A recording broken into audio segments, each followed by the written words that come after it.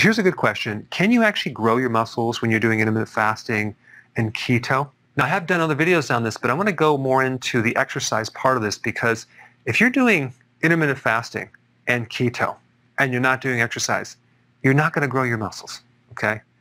Why?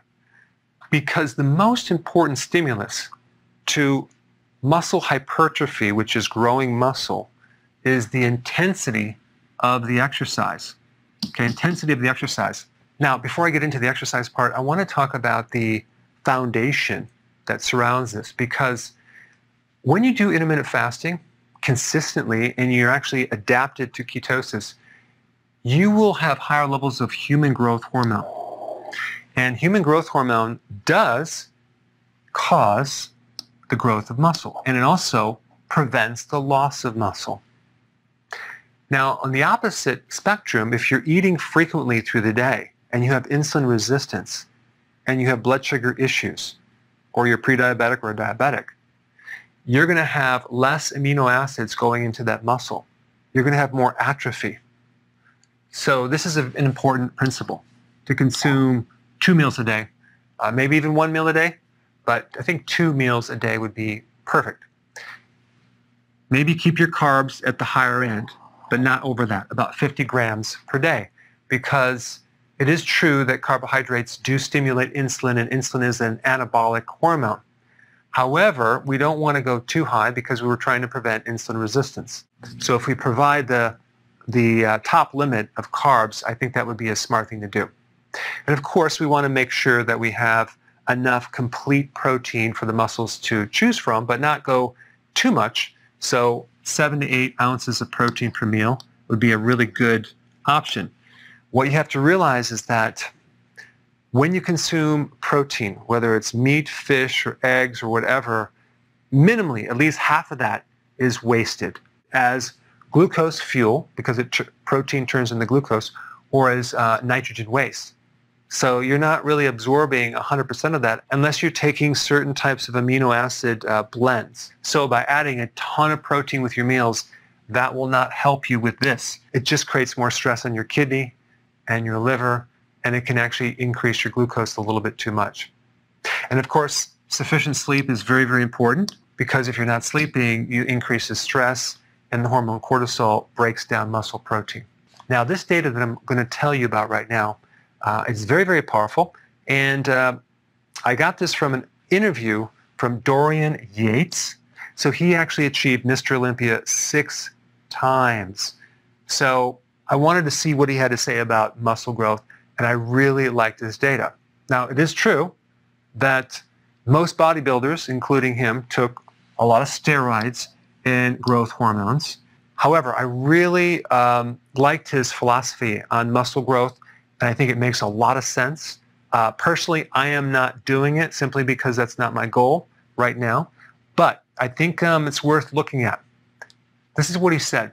Now, he'll start off with some warm-up sets, okay, some lightweight, just like most people will do that. So you warm up the muscle with some lighter weights, but then he will do one insanely, extremely difficult set of about 6 to 8 reps.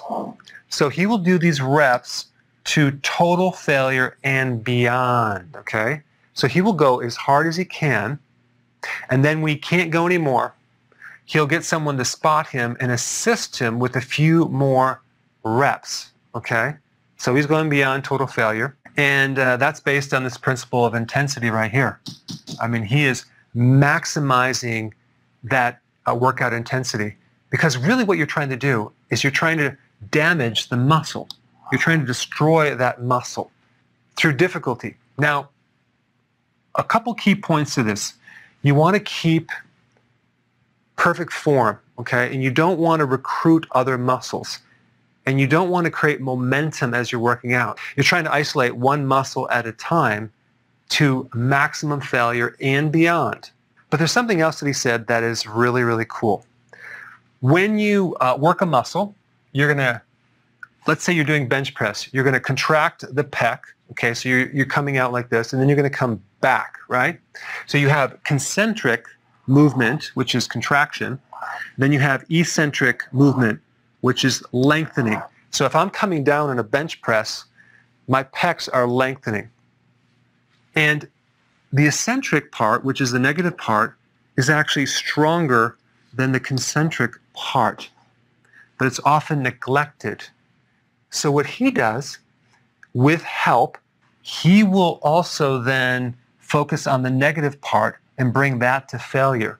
So if you were to have someone spot you on a bench press and you've just did 8 reps to total failure, you would have them assist you on the concentric part, okay, help you lift it all the way up, and then you would just bring it down slowly, okay, and you would keep doing that until you can't do it anymore, to failure.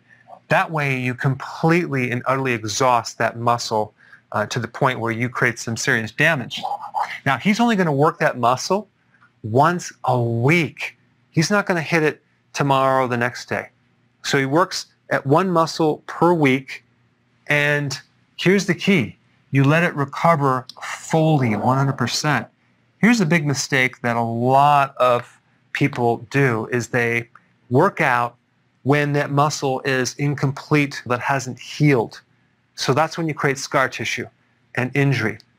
So this, number 5, allowing your muscle to recover fully, is what makes the muscle get bigger, okay?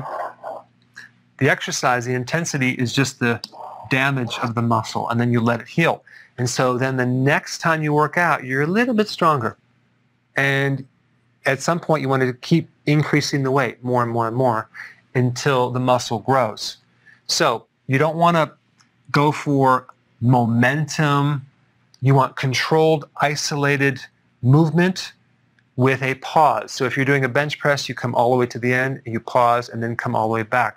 And you come back on the eccentric part slower than this part right here. So we have some warm-ups, 1 intense set per exercise. Now, he may hit that muscle like the pec with maybe 3 to 4 to 5 different exercises, but he's only going to do that 1 intense to total failure and beyond once per week. And for details on all this, definitely get one of his books and you can read up on it. He works out 1 hour per day, only 4 times a week. On the off days, he did cardio, which actually helps the recovery. Now, of course, if you're going to do this, you do not want to jump into this right away because you could hurt yourself. You want to go into this very, very gradual, probably hire a personal trainer to help you, and you want to, over a period of weeks, build up to this intense total failure and beyond set.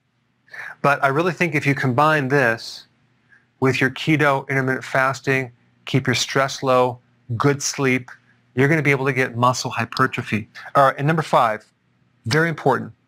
Okay, this is going to get you this right here. So you have to work out intensely to create the damage and the soreness, and then you have to recover completely for you to be able to have this occur. So it might take longer than a week. It could take 2 weeks, and sometimes maybe even 3 if you're just starting out.